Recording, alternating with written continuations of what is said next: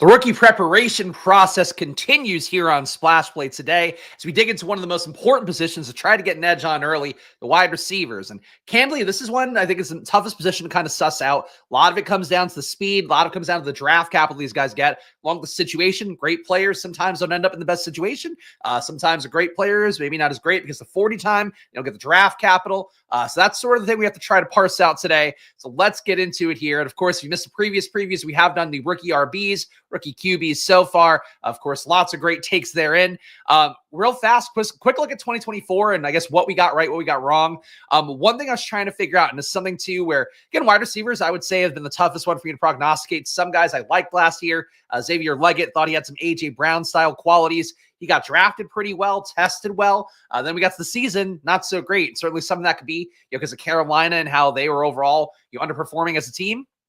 So that could also be, part of what I'm doing here as a process. And I think one takeaway that I did have here, which holds a little bit more true for last year than it does the year before last, where some of these guys fit the criteria, some of them didn't. One thing that I would wait a little bit more this one, I am going to wait a little bit more this year, is their air yard share versus their yardage per game. One thing I observed last year, a lot of the guys that didn't pay off their ADPs had more air yards than receiving yards. Basically, the concept, in terms of how I would try to view that and why I think it makes some amount of sense to me. These guys basically getting more opportunity, the ball getting thrown, more down the field, more shots, have those big plays. One guy I really highlighted it for was Tez Walker, where Tez Walker last with Drake May, 162 air yards per game, 87 receiving yards per game. It's a pretty low conversion rate of air yards to real yards there. And, people make the jokes about air yards being prayer yards and all that. Normally the assumption is that if you get a lot of air yards, you can convert some of them to actual yardage here. But I think it's one thing here with going from the NFL, going to the NFL from college football is that, in college, you might get a lot of air yards like Marvin Harrison did, where he got 131 per game. In the NFL this year, and I actually didn't look up the stat in advance, so bear with me 1 second. He just didn't have anywhere near that outlay would be, my first guess overall for a guy like Marvin Harrison. So when you take away kind of a key component of who they are in college, and it's not sticky necessarily heading into the pros. Again, we saw with Tez Walker, we saw with Harrison, we saw with Odunze. Those guys aren't guaranteed to get the same volume of air yards they got before. And the pros this year, Harrison got there's air yards per target. They still got 13.2 air yards per target, but only 6.8 targets per game. So let's do that quick math here. I could have done it on my computer, actually. 13.2, some 6.8. So he's down to 90 air yards per game, basically. Going from 131 to 90, you see why the performance would kind of fall off a cliff. Obviously, you're talking about other factors as well, like competition coming in, a competition for targets for the team himself, guys like Tre McMillan and his own team. But really the big thing to me is you're going to be guaranteed for the most part to be getting less of that opportunity for reduction. And that's something I want to be mindful of here, where the only guy who really outperformed in terms of air yards per target, Malik Washington is one of them, but that's a little bit of a weird situation. He didn't have the draft capital. He's also kind of a slot merchant going back to college in Virginia. Malik Neighbors, though, 114.5 air yards per game. He turned that into 121 actual yards per game in college. For a guy like Brian Thomas, who we would say is one of the best prospects as well, 91.5 air yards per game, 90.5 actual yards per game. Even though it's not necessarily, that he turned every single one of the 91.5 air yards into a catch, it is still something where he kind of came out leveling that out a little bit more, where maybe he got some short passes, broke a little bit more, ran after the catch to get there. Maybe he had some long catches, caught him, dropped him, whatever the case may be. But overall, you end up net neutral with air yards versus actualized yards. I think it's one thing that I feel like maybe is worth adding to the process overall. Besides that, I guess, what did we get wrong? Trey Franklin would be the first one I would point to. He had a 31% target route run rate, a little bit more air yards than actual yards. So if we want to kind of critique him for that, we could. High EPAs at every level, a 0.790 or 0.7 EPA per target, 0.61 EPA playing out wide per target, plus EPAs at every level, short throws, mid throws, deep throws, good in the red zone as well. I think for Trey Franklin, I still don't know that I would change much about the process with him. Really do feel like he still might be a second-year breakout guy, kind of like we saw for Quentin Johnson this past year, where year one, he underperformed. Year two, some of the underlying stats that looked good actually did kind of materialize more meaningfully. So I won't write off Trey Franklin in terms of the long-term prospects. I think what we missed in rookie year one was that, the size wasn't all the way there. He wasn't quite as fast as guys in this class. So he was still a 4.4 range guy, so pretty fast by the general standards of things. A little bit skinnier for being that fast as well, so you're kind of paying the price tag there when it comes to the RAS testing that does get you that draft capital. Besides that, I think really the main thing that I would take away from it is that there's still a situationality to everything as well. And for Troy Franklin, he landed on a team where you have established receivers like Courtland Sutton. They brought in Josh Reynolds. Obviously, it didn't matter by the end of the year. It still was a body there, keeping him from getting there. They also drafted an older guy in Devon Valley who's 24 years old. Troy Franklin, I believe, was 21 when he got drafted. So I think those are the reasons why those guys might have failed, or a guy like specifically like Troy Franklin might have failed. This is me kind of working backwards, trying to figure out how I got to where I got and what was wrong with it. So I think functionally, and I guess what I landed on is like, I don't know that it was that wrong, and I think it might come to fruition more this year. But I think that was my main takeaway, though, is the air yards thing was noteworthy that every guy underperformed in year one. Basically had these really big, a lot of air yards, underperforming in terms of the actual receiving yard splits, and that stood out. Let's get to this year's class, though, and try to keep that in mind. And again, I don't know that opening the video with like that kind of looking back talk is good for the views or whatever, but it's all about my process here and how I try to land on guys and how I try to make myself a little more efficient and how I get guys to where they need to go. So that's something to keep in mind. New additions on the sheet for this week because it matters a lot more for receiver. It matters for RB2. I did talk about the guys in terms of speed and all that last week. I did put in 40 times an age here this week. I had to manually add them all in because they don't come naturally in any of the mock draft things that I pull in. So we have ages 40 times on the sheet. Of course, if you want this data sheet for yourself, you have to join the channel down below. I will post to the VIP Discord. I will post to the community tab after the video ends. But here's all the data that I'll be looking at here to kind of make my assessments heading into the big board drafts and, of course, BBM itself. Let's start off with the man, the thumbnail, whose face maybe doesn't look like a elite wide receiver, but Tet McMillan as your number one guy. I don't actually know how to say the full name. Tet McMillan, I believe, is it? But Tet McMillan, everybody calls him Tet. 6'5", 212 is the listed size. 4'5", 40 is what I could find for him. 21 years old. I think he turns 22 in a couple months, so young enough here. Running about 35 routes per game, target route run of 32.4%. We do have the air yard splits here where we got about 150 air yards per game, converted them into 110 actual yards. I don't want to sweat that too much for him because I do think the underlying metrics are good enough. Avoided tackle rate of 32% after the catch. He's pretty electric with that stuff. He's not crazy fast at the 4.5 40. Ideally, all these guys italicize. These are guys in the 4.3 range or so. As a result, we expect them to get better draft capital because their RAS testing should be higher because having that high 40 time or, that low 40 time, that good 40 time. McMillan, you're not expected to get that. If he tested the 4.4s, he'll probably still secure himself being the number one receiver. If there's any risk of him not being there. For McMillan, though, you go through the box scores, really high outlier days in terms of the production he had, including, I believe he had over 250 yards in the first game of the year. Was it going against New Mexico? I think that was it. But for McMillan, really quality player, showed the kind of game-by-game production you want to see in college as well. EPA numbers are good. I think the main thing here is we do have a few guys that are very good EPA number-wise, so the fact that McMillan is kind of reddish here, I wouldn't take necessarily as a terrible thing at a 0.36 EPA. For comparison's sake, last year, Marvin Harrison was a 0.43. Odunze was a 0.44 EPA per target. Malik Neighbors is a 0.65 at high volume. So in terms of a guy getting a lot of volume, McMillan not quite as efficient, not quite as good as those guys. Tet Iroa? All right, well, Tet McMillan it is then. But for Tet at this point, he looks good enough to me to be the number one receiver in the class. I don't think on paper he is the caliber of prospect some other guys. But, you talk about him. I think Fantasy Life had him mocked to going to the Raiders. That's an interesting spot for him. There are teams that are probably taken that it could be a good landing spot, enough for him to be a true alpha receiver theoretically in the draft Cowboys is going to go at. We're talking about probably a top 10 pick. I would say worst case, top 15, 20 for McMillan. He's going to go somewhere decent that's going to be committed to getting the ball. So I think overall draft capital should be there. The underlying workload looks good enough. EPA metrics could be better. Like we're not talking about him being quite as good as the other guys, but he played well out wide, was better out of the slot. You can move him around though with a plus EPA and good target earning in both spots. In the red zone, not great with a negative 0.18 EPA per target, but did convert touchdowns fairly well. Not crazy volume in the red zone either with a 0.8 red zone targets a game. I think he's still a good enough prospect, though. I think he's probably your top receiver. The Marvin Harrison of last year is going to knock him down. If I had to guess, McMillan, we're talking third, fourth round more so. And he's not as much of a prospect as Neighbors, so maybe fourth, fifth. With where McMillan goes, I would take the shot into the upside. And where he goes is probably going to be more of a reflection of where guys like Harrison should have gone last year. But I still think that for the spot for McMillan, he's your number one receiver. He's the best guy. And I think he's a lot better than the next guy we're going to talk about, but that's my initial assessment here. GM Squirt Squad, Big Board Prep. Interested to see where Tet starts ADP-wise, getting ahead, but think I'm going to end up overweight on Golden early on before he rises.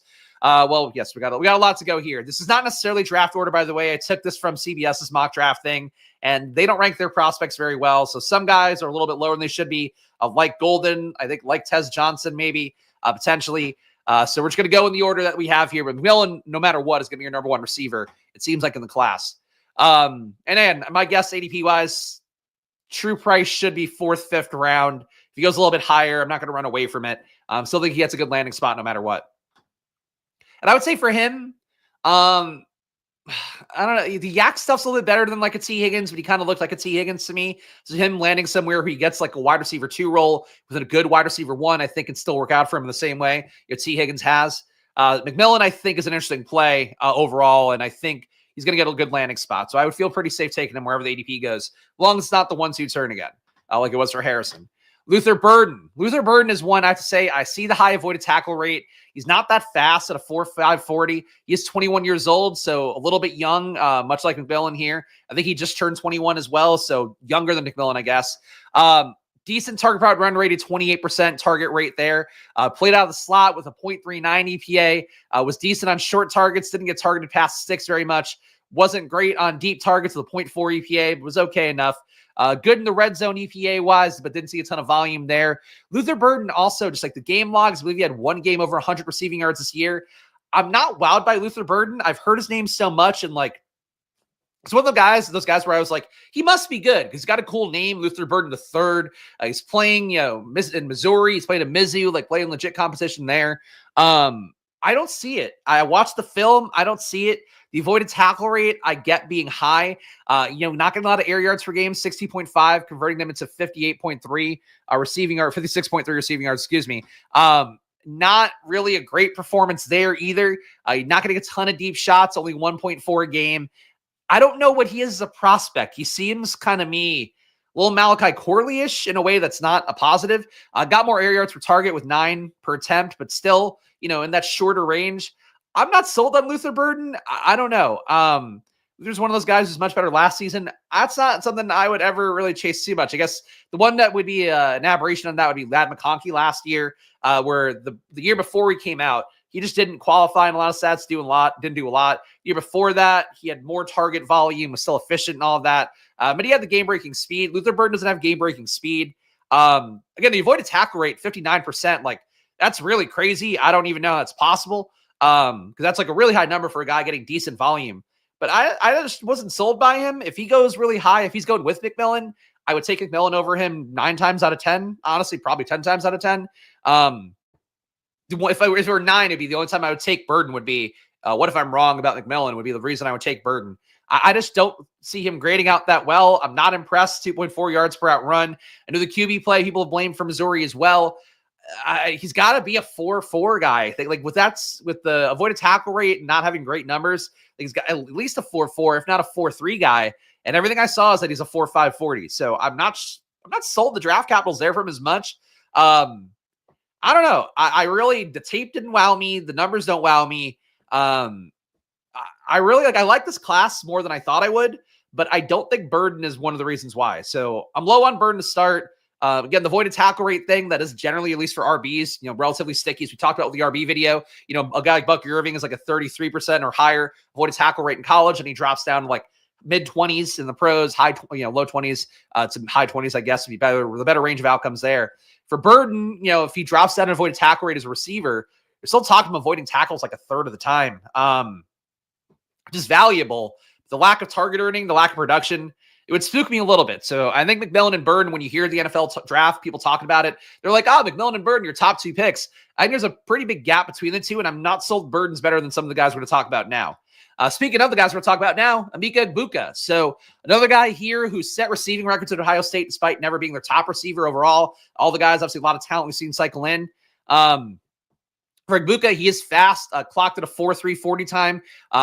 Could go a little bit lower, could go a little bit higher, but definitely looks like he'll be one of the faster guys in the class.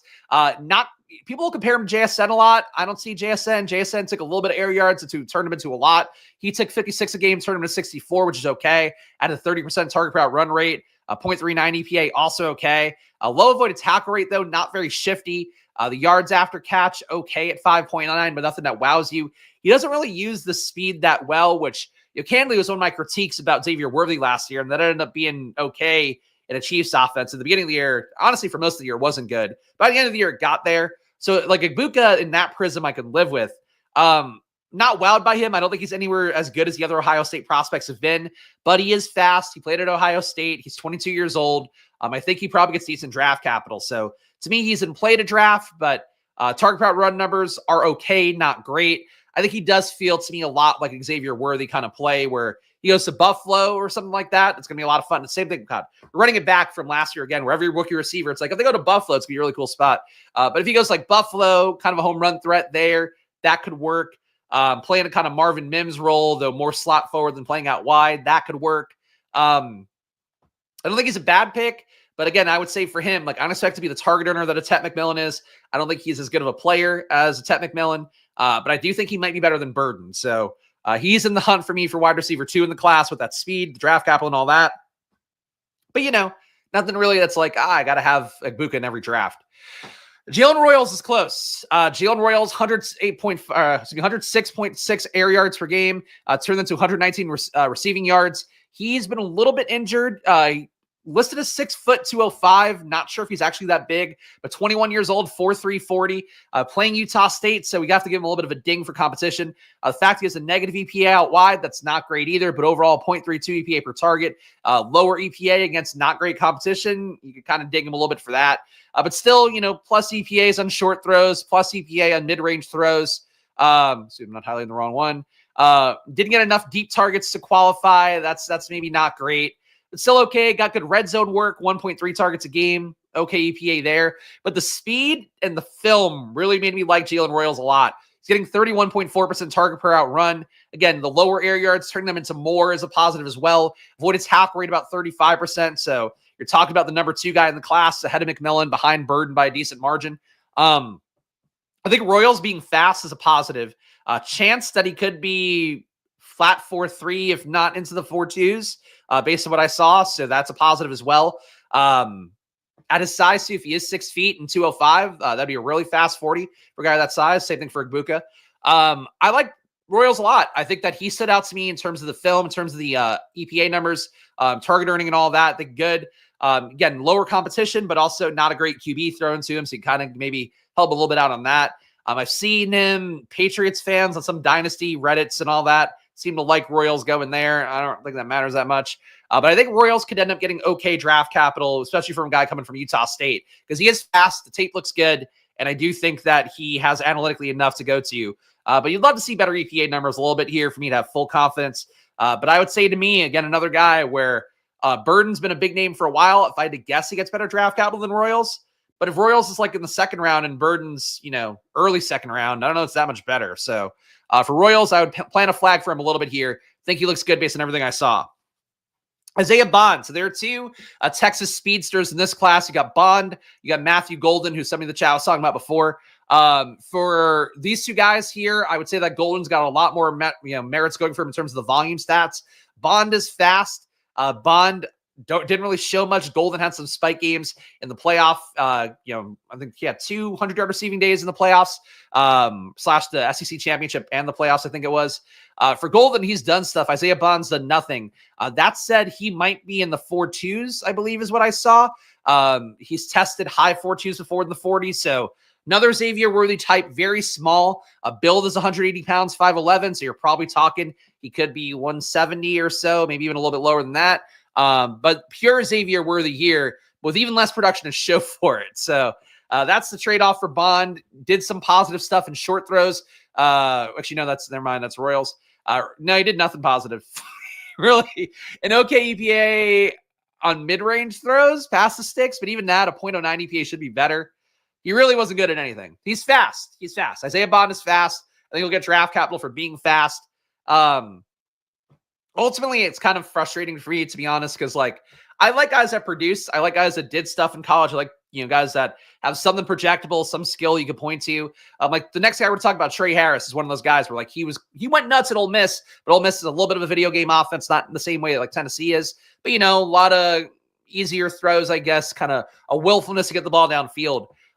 He's got numbers to point to that are really good. For Isaiah Bond, there's just nothing to point to besides a 40 time that might be really good. And I think that's where I hate player analysis kind of a little bit, where his size doesn't even matter. It's just the fact of the modern NFL that he runs a 4.3. He's going to get picked pretty highly. So Isaiah Bond, I would say probably Golden's a better producer with better size, so they probably come out pretty close to even. But I think you're talking about, again, an Xavier Worthy, AD Mitchell thing here. Both guys get drafted pretty highly. They're both elite speed guys, but Bond really has showed very little. And for Worthy and AD Mitchell, like they at least performed in college. Bond didn't do anything. So that's that. Tre Harris is a guy I like a lot. So the issue is that he's not fast. 4.55 40 is what they expect him to be at. If he gets to 4.4-ish, you'd be a lot better off. But Tre Harris, I believe, a fifth-year senior, if not a fourth-year senior, 22 years old. 39% target proud run rate. Again, we like Jackson Dart in that Ole Miss offense. Tre Harris as well played pretty well with Jackson Dart. Less air yards than his actual receiving yards, 113 compared to 129. So you took what he got. He made more out of it. Really high EPA as well with a 0.64 EPA per target. Played a lot out wide as well with a 0.53. Gets some comps to Michael Thomas in terms of his size and how he played out wide. Also, Michael Thomas had more success in the slot as a pro, but Harris really entirely out wide. Got targeted pretty well, short of the sticks. 0.28 EPA per all these targets here, with about 6 targets a game. Again, throws under 10 air yards, so we're talking about short of the 6. Didn't get targeted in between the 10 to 20 air yards range. He didn't qualify, which was a little bit odd, but I think speaks to the weird route tree he ran at Ole Miss, where it's a lot of in-breakers, a lot of cutters, a lot of curls, and then just deep shit, and nothing else that kind of works that pass the sticks area. So it's weird that he had a really high EPA, but didn't get first downs regularly is one observation I would have. 20-plus air yard throws, 1.3 EPA on those plays, 1.9 deep targets a game. The red zone, he wasn't very good with a negative 0.36 EPA. So not being good in short space would worry me a little bit about Tre Harris. The underlying numbers for Tre Harris, like the overall picture here, looks really good to me. He got air yards. He did better than the air yards he was outlaid. Like that's all positive. Earned targets at a high rate. The Ole Miss of it all, people critique a little bit. The fact he's not fast is really the big thing to me. If he tests the same speed as McMillan, as Burden, I think he should be first, second round pick material. Probably more like second. If he is a 4.55, you run the risk of him being not like Troy Franklin, because Troy Franklin was fast and a little bit younger. But you run him the risk of him just dropping in drafts because he doesn't fit that perfect profile quite as much. So for Tre Harris at a 4.55 40, I think that's the big critique for him. A good size, played well out wide, produced numbers at a really high rate.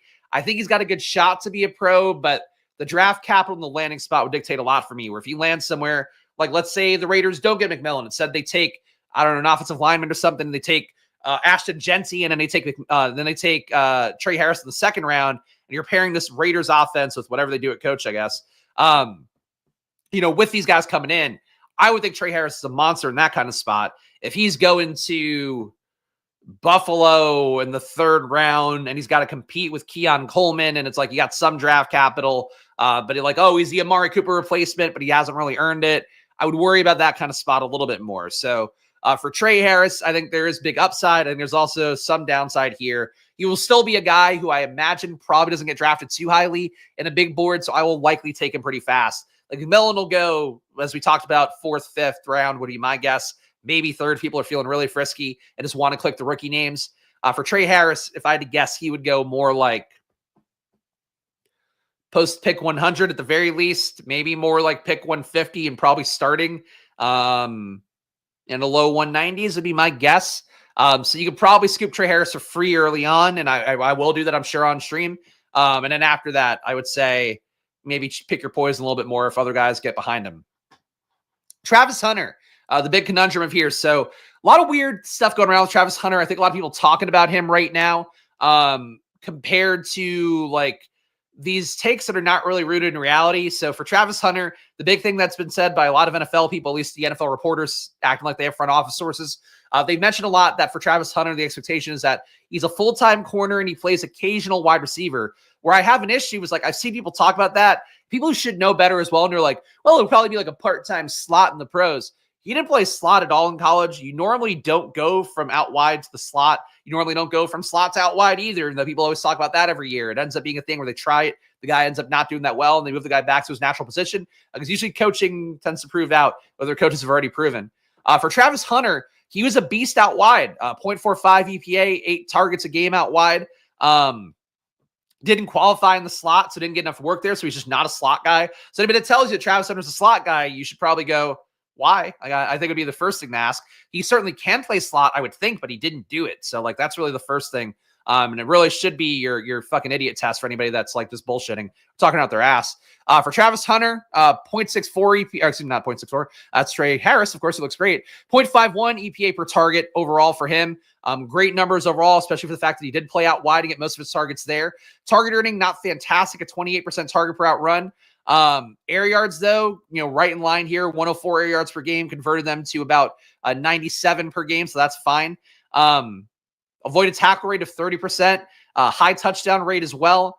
I was not as impressed by Travis Hunter's numbers last year, so I would say that for Travis Hunter, the fact that he got better year to year, a positive. The fact, too, that he has apparently clocked in the 4.2 range for his 40, that helps out a little bit.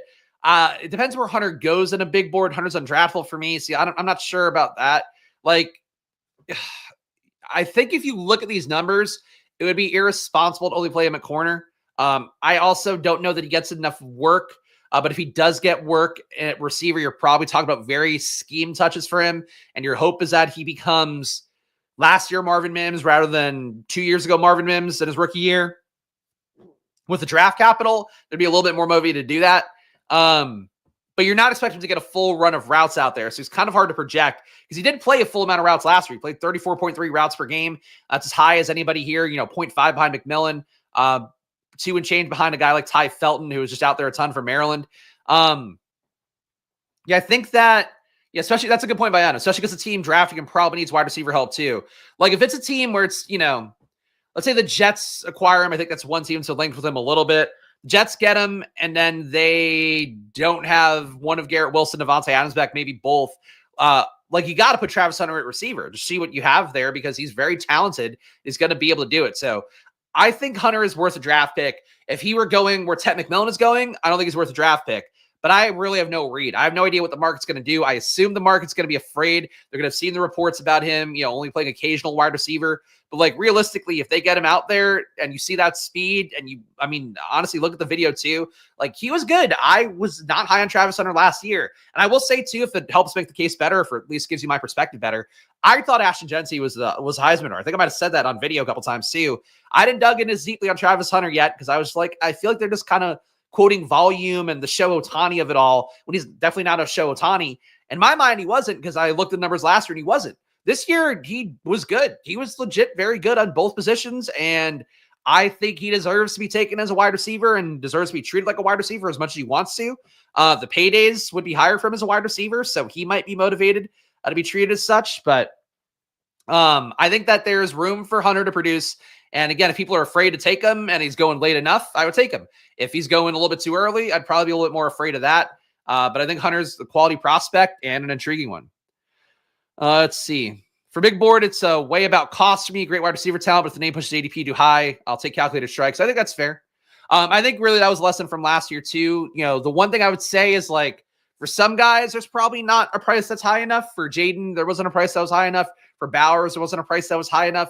I don't know how many of those guys are this year. I would say for Genty, that's probably the case. McMillan, there are prices that are high enough, I think. But anyway, that's it. Let's see. Pats, Browns, Giants could all use him playing wide receiver. Look, I agree. I think that with where he's going to get drafted, there's a pretty good shot he plays receiver. I just think there is a little bit of a risk that's not it. Lenny, we've already talked about this. I don't know why you're doing this bit again, but I don't need it. I'm doing work here in January I don't have to do, so mostly fuck off, Big Lenny. Take a time out. He comes back. He was nice for a couple months after the CMC bullshit for a year, and now we're back doing the trolling thing. I don't need it. I'm doing work here to fucking help people out. Don't be a cocksucker, you fat fuck. That's what I'll say to him. Honestly, if I could mute him permanently, I would do it now. I'm in that kind of mood. This is tedious fucking work to do. Don't be a fucking shithead in January for somebody doing rookie prep, especially when I've already talked about the thing you're being a troll about at great length. You fucking dipshit. You lonely fat other F word. You got Travis Hunter. To sum it up, though, he's much better athlete than Big Lenny, who is a lonely fat piece of shit. Travis Hunter, a player that I think is worth taking in the big board overall, no matter where he's going, but be mindful of where he's going a little bit here, because if he goes too high, because that Heisman win, you probably are going to have some risks absorbed in that process. Tory Horton. I don't even know why CBS has him. on this list, the mock draft list. He is old. He also might have torn his ACL. And one thing I noticed with college football is that the coaches don't have to disclose the injury directly. So Horton had a knee injury, went out, and that was it. For Horton, I don't know why he'd be listed anywhere. He looked like more of a prospect last year, I thought. But yeah, his age you can't find online. He ran a 4.740 is the only report. He might have torn his ACL. So Tory Horton, probably not a player to take in any format, even though we're talking about him 9th overall or 8th in this list right now. Alik Ayomanor, I think it's how you say the name. I've watched some film of him. I don't know how he's clocked at a 4.45 40. He looks slow as shit. It's hard to not sometimes make the comps to previous players at the same school is what I've observed because coaches have a type. Coaches kind of use guys similarly. Ayomanor looks like Michael Wilson to me. He might be faster, but I didn't like Wilson coming out very much. I don't think anything he's done in the pros is sweeping off that take. I'm not really sold that Ayomanor is going to be a guy that I like at a 27% target route run rate, had 137 air yards per game, turned it into 69. That's like awful performance. Certainly Stanford, not a great offense or anything, but it's bad. 0.07 EPA per target, bad. 0.08 EPA per target playing out wide, bad. Really not a lot to like here in terms of how Ayomanor did last year. Okay in the red zone, so maybe he earns targets while in tight spaces, but like he looks, I guess the best case for him in terms of like really historic, and this is like an old prior, he kind of looks like a big, maybe a faster guy than it seems, like a David Boston was. I don't even know if he was really fast, but I remember as a kid being like, that guy's fast. He's got kind of that build where he's like a little bit burlier, a 6'2", 210, wouldn't shock if he were 220. He's big, but he doesn't earn targets and he's not good. So I don't know.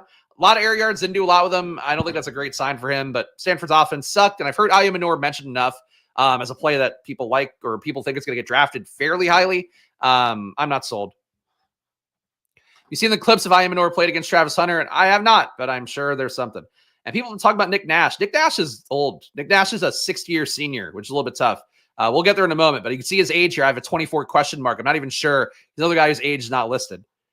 13 for 295 and 3 TDs. Wow, that's crazy. Yeah, I don't know, man. Ayomanor, just watching the film, was not wowed by him. Clearly, people seem to like him enough. The yards per out run are awful.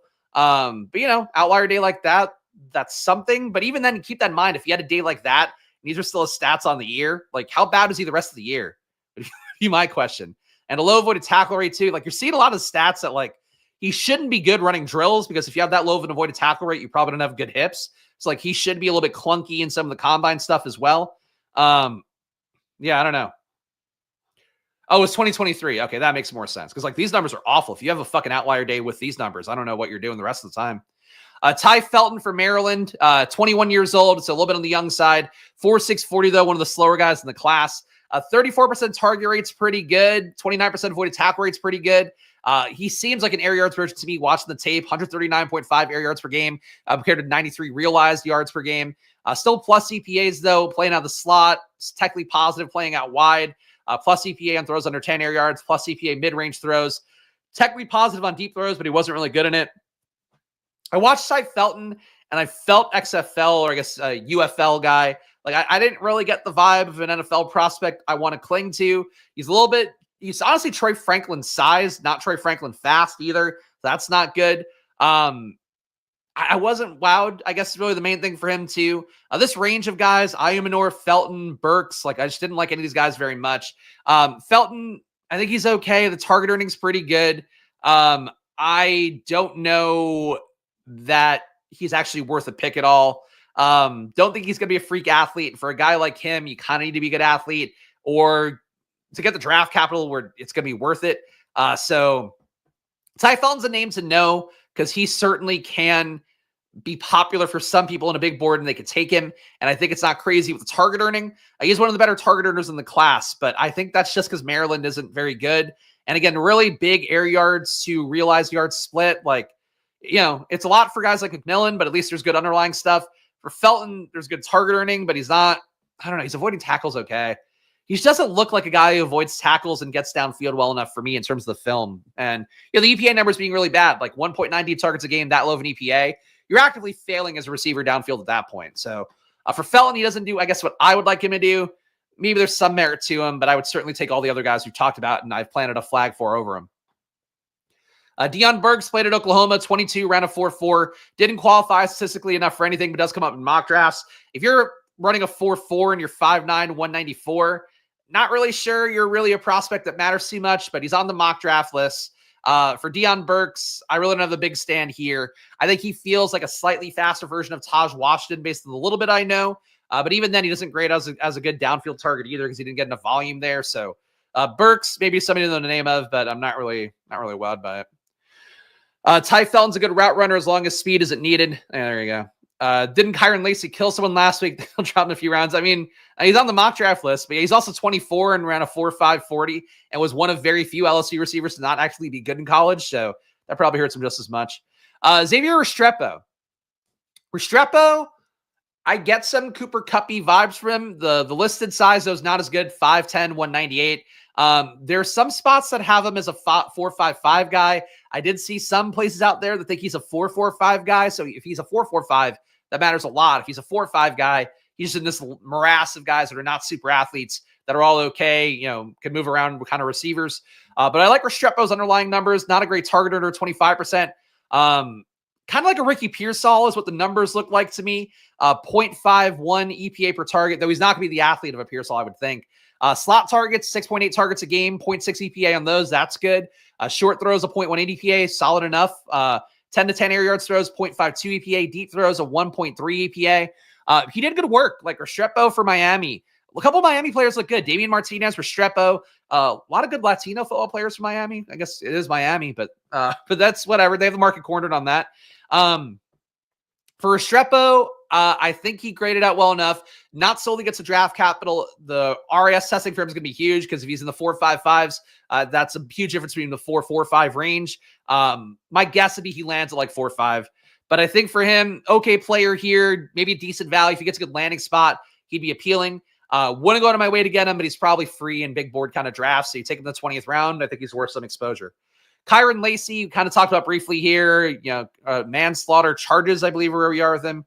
Let me look that up just so I'm not misquoting. Murder? It was manslaughter. Fled the scene, hit a guy, 78-year-old killed him, or is accused of. And this warrant came out on the 9th. So it's 2 weeks ago, and it's not great. Negligent homicide, I guess, is the state ruling for that. All right, so, for Kyren Lacy, he doesn't look good anyway, and he might be in jail issues.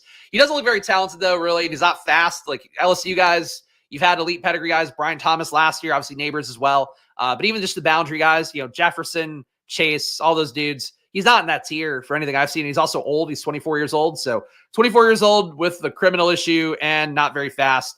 That's it. Jermaine Burton and Brian Thomas Jr.'s. There you go. Not domestic violence, though, so that's a positive. Pat Bryant, 27% target per out run rate for him, 0.57 EPA. Doesn't look that bad. He is 22 and ran a 4.55, though, so we got to ding him quite a bit.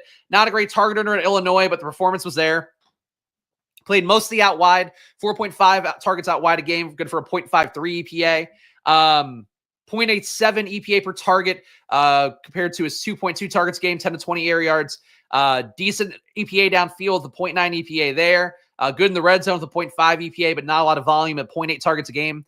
Pat Bryant's okay. Feels like there's a lot of guys like him. Like there are a lot of dudes talk about the RBs, and like there's some guys where they just look like Zach Evans to me. And Zach Evans is like, in my mind, this is just like your default middle of the road RB, where if he lands in the perfect spot and they give him run, maybe he ends up being useful. If he doesn't land anywhere good, they're just gonna be shitheads, and he's gonna ruin your lineups overall. A lot of receivers like that in this class. I would say Pat Bryant is one of those guys. Jayden Higgins is another one. Felton, I think, is in that tier.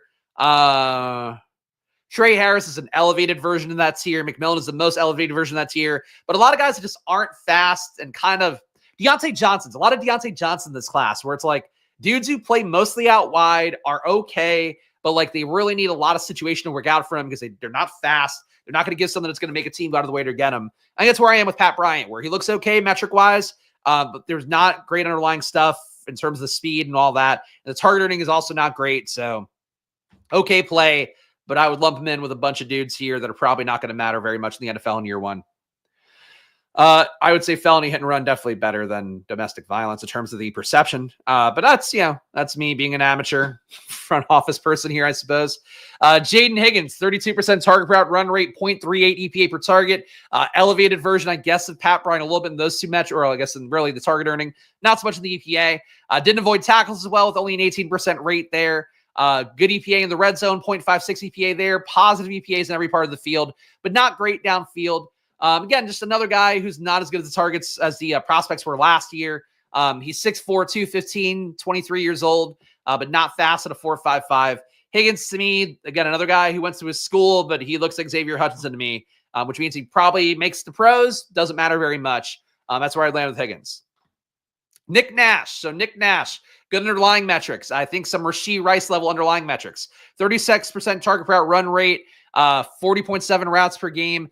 Air yards merchant to the gills, though. 192 air yards per game, converted them to 115. Obviously not great QB play, but again, we're talking about the high air yards versus realized yards splits. Something that should spook us a little bit. 4.5 EPA, not that great. 24, maybe 25 years old for Nick Nash. They don't list his age anywhere. He's a sixth-year senior. That's also not great. He got 12 targets a game out of the slot, 0.2 EPA. It's also not great, but a lot of volume there. Volume will drop your efficiency a little bit. He was okay on short throws, okay on mid-range throws, really not very good on deep throws, even though he got 3.5 of them a game. Caught 1.2, good for a 0.04 EPA. Got a lot of red zone volume with 2.4 targets a game, but only a 0.22 EPA. Just a dude, really, is it? Volume merchant guy. He would, again, grade out like, who's the fucking dude that was on the XFL LA team? Nelson Spruce, I think is it. Or he's like a white guy. I mean, Nick Nash is like a light-skinned black guy, but he looks like a white guy on the field. He's like, I say that disparagingly, I guess, but he looked like just a Cooper Kupp fucking approximation where it's like decent sized guy who can get open in space a little bit, but isn't really that good. And if they get a lot of volume, they'll be okay. That's where I land with Nick Nash. Any Puka comps, I don't see it. That's that. None of these guys are going to matter. Are we talking about the entire class or down here? Because I think there are a few that we haven't hit yet that will matter. Some white guys don't play like white guys. Yes, I understand. Some white guys don't play like white guys, and some non-white guys play like white guys. I think Nick Nash, to me, felt like a white guy watching the film. But, like, again, if people tout him, they call him Puka. There's nothing here that would give me Puka vibes besides high target earning at, a shittier college. I guess that's your one Puka thing. But even Puka, I mean, I don't think Puka's that old. Puka age. Yeah, Puka's 23. This guy's at least 2 years older, possibly 3, coming out. So yeah, no, I don't think Nick Nash is a Puka guy.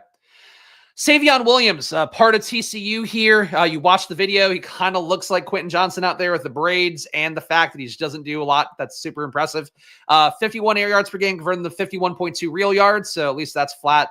0.27 EPA. He and Jack Bech were teammates. Bech has less of a good athletic profile, is also an actual white guy. Bech looked better on tape to me. I thought Bech did some stuff. He earns targets at a higher rate, 31.5% target per route run, avoids tackles at a better rate. EPA is a little bit better as well. Bech, I think, looks pretty good. Played out wide, played out of the slot, was efficient for both. Good EPAs, short throws, good EPAs, mid-range throws, good EPAs on deep throws, good EPA in the red zone. If you're talking about Savion Williams or Jack Bech, I think Jack Bech is the better player. Savion Williams, though, seems like the kind of player that gets better draft capital. He's going to be a better athlete. He's got good size at 6'5", 225. So, unfortunately, I think they're both in play. Savion Williams, to me, I feel like is a Keon Coleman type. Bech, to me, is more slow lad McConkey, I guess would be it in terms of how he plays. But Savion, good size, projected to have decent speed. That's unfortunately going to matter a lot.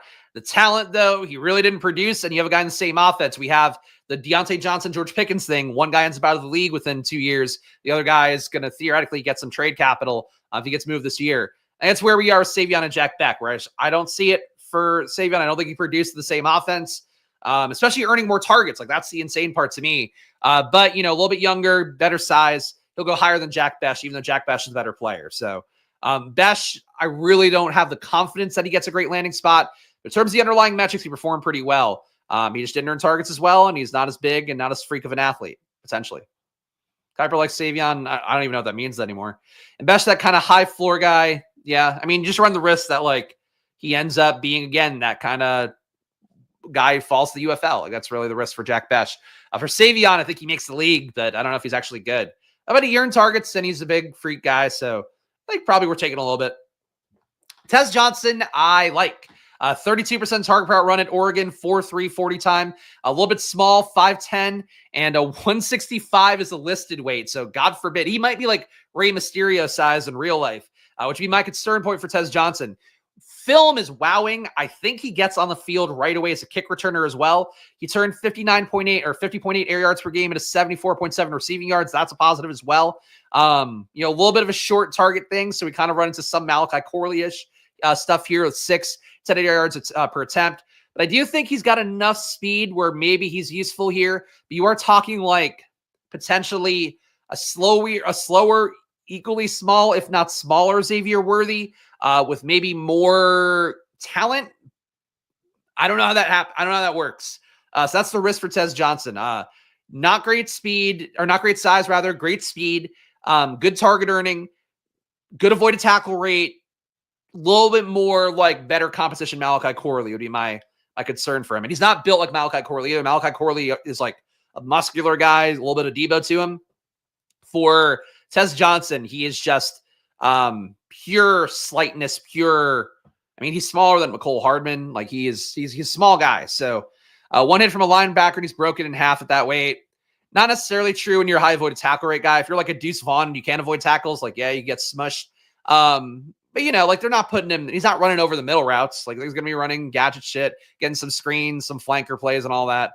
So I don't know. So I think for Tez Johnson, I think he's interesting, but he, like for his size, he would have to be like 4.2 fast to even have good RAS testing, I think.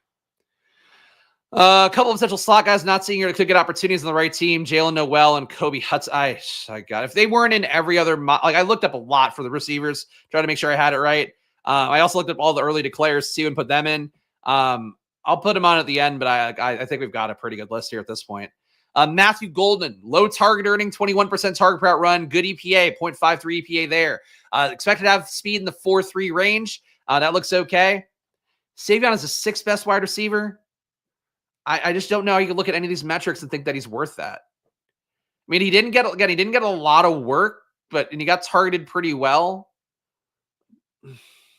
I don't see it. I don't know. He didn't really get any deep targets. Wasn't good past the sticks. Was okay on short throws, which is impressive for a big guy. But I don't know. Again, I think he's worth drafting because of the size and speed. If he's going to be a 4.45 guy at 6'5" and change, but like you're almost getting a Johnny Wilson territory of size a little bit there. Anyway, Matthew Golden, I think a good enough player here. 1.63 EPA on deep throws, 0.64 EPA on throws past the sticks. Short throws, negative 0.07 EPA on that. All right, so that's not that good on short throws. Good in the red zone, though, so that's a positive. I think based on, just the underlying metrics here and the fact, too, that Matthew Golden, again, in the playoff and the SEC championship, like spikes some big days. I think Matthew Golden's a better prospect than Isaiah Bond. Bond, apparently, though, might be freakishly fast. For Golden, though, the better prospect overall. I think in terms of these guys, even though we're talking about him later in the video, again, it's just the order. CBS didn't initially have him in their mock draft. Now he's declared, so he's in. For Golden, I think the target earning really spooks me a lot. Like for Worthy last year, he was like a 28% target per out run guy. He was 28.5%. A.D. Mitchell was like, where is he at? A.D. Mitchell was 23, and we saw how that works out. And for now, Golden, you're talking about another 2% lower than A.D. Mitchell in college. That would spook me a little bit for Golden. But he's got good size. He'll have good speed. He's okay. I just feel like to me, like Bond seems like a worse Worthy. Golden seems like a more efficient, but less good size, less good target earning version of A.D. Mitchell. I don't know. Like Bond and Golden, Bond was hurt basically all year. I mean, yeah, he was hurt. He didn't qualify for the stats again, but whatever. It is what it is. I just think they look a lot like the guys from last year. And again, for Golden too, like that's a really low target per out run rate. Like that's comically bad for a guy who's going to be a top prospect. Elijah Sarratt, a guy who was at James Madison, came over with Cincinnati to Indiana. He grades out pretty well for me, 0.55 EPA per target. Okay targeting at 29%. 4.5 EPA, though, not great. 21 years old is okay. He did pretty well for what he got, though. Played mostly out wide with a 0.57 EPA out there. Deep targets, a 1.5 EPA. Good in the red zone as well with a 0.7 EPA. They only got 0.6 targets a game. Sarratt, not really a big stand for me on him, or Sarratt, I think that's how you say it. He looks okay, though, for a guy who I think, if he went to James Madison and stayed there, he probably would have not gotten drafted. Now I feel like going to Indiana with the run they had last year, maybe get drafted for himself if he's in this year. So a Sarratt, okay player here, but he's kind of in that same Pat Bryant, Restrepo, Higgins. Like, he's an okay guy that I don't know is going to steam up boards by any stretch. Ja'Cory Brooks is one guy who I added this morning because he wasn't on the CBS stuff, wasn't on any of the mock drafts, wasn't on any of the big boards, but I did see that he declared. He went to Louisville, ran a 4.45 apparently in the 40, 0.51 EPA per target, 0.42 EPA per target out wide. Good EPAs on short throws, mid-range throws, and deep throws, where he commanded 2.1 targets a game of 20-plus air yards. Okay in the red zone as well, 1.3 targets a game there with a 0.5 EPA. Ja'Cory Brooks, I thought had a little bit of juice to him. Low target per out run, though, 25% would be my one thing that I wish were better. If you're at a Louisville, those kind of mid-tier schools, you should be a little bit higher. Sarratt's returning. Okay, good. So we don't have to worry about him. But Sarratt played well. Hopefully the numbers look even better next year. For Ja'Cory Brooks, though, I think he's in play. Low air yard to actual yard conversion, which would worry me a little bit. The film looked good. I liked it. Had good east-west movement in terms of getting outside a little bit better and faster than I would have thought for a guy who wasn't sure about the speed initially. Ja'Cory Brooks is okay. Not a big stand for me here, but I would say he might potentially be a little bit better than that Pat Bryant, Jayden Higgins, Nick Nash tier of guys in terms of ADP and draft capital that he gets. So Ja'Cory Brooks, I think, not awful. And lastly here, we could look at the other guys that people have requests for. Jackson Meeks. So Jackson Meeks, Syracuse. I watched his film. I think he's a fucking joke. Just like, which is mean to say. I don't know Jackson Meeks, but he does another guy. The age is not listed anywhere. I think he's 23, 24, based on being a fourth year senior. Well, he's probably 23, but fourth year senior, 4.6 40 or 4.55 40, maybe a 4.6. Target per out run of 27%. The avoided tackle rate being 12%. Is he a former UGA player? I can see why he's not a current one. He catches the ball and falls immediately. Like, every target he had was just him getting stopped the moment he touched the ball. Just no escapability, no yak, really. The numbers here bear that out as well. 4.3 yards after catch, one of the lower marks overall here. Just one of those guys, and we got a lot of them in this class. Like, he just kind of exists and catches and falls down. Still a decent EPA, though. I think mostly because of Syracuse aggressiveness. 0.53 EPA there, 0.6 EPA out wide, 7.6 targets a game. He's not Lockett because he played out wide. Lockett, too, used to be able to get, again, you're talking about Lockett now in his 30s. When he was younger, he used to actually make some plays after the catch. But okay on short throws, okay mid-range throws, okay on deep throws, okay in the red zone. With a 0.46 EPA per target there and 1.5 targets a game. He wasn't bad, but I think it was the Syracuse offense more than anything. For Jackson Meeks, I don't know. I'm not sold by it. Syracuse was a little bit of a high volume offense, as we talked about, very West Coasty kind of bullshitty routes for some of these guys too. Not Tennessee bullshitty, where it's like, just kind of getting guys in open space and then they're really fast and they run 40 yards downfield kind of plays, but more like just getting guys in a space and then they can't do anything after it. Not impressed by Meeks, and that's basically where I land with that. All right. Who else did people want? There's a couple names. All right. Who are these? Jalen Noel. We'll see if his date is in here. Noel. Oh, not Norel. That's looking like a no right away. And Kobe Hudson. So 2 no's for me right away. Low EPAs here for both guys. I don't know what schools they played at. Target per out run for Noel, 28% is not bad. Hudson's better at 33%. Not a lot of routes, though. You got red everywhere here. Low EPAs, low avoided tackle rates. Really bad for Noel. You can't be a slot guy and have a 5% avoided tackle rate. It's a joke. Sorry not to immediately shit on your guys here. Low air yards to actual yards conversions for both. Low EPAs everywhere.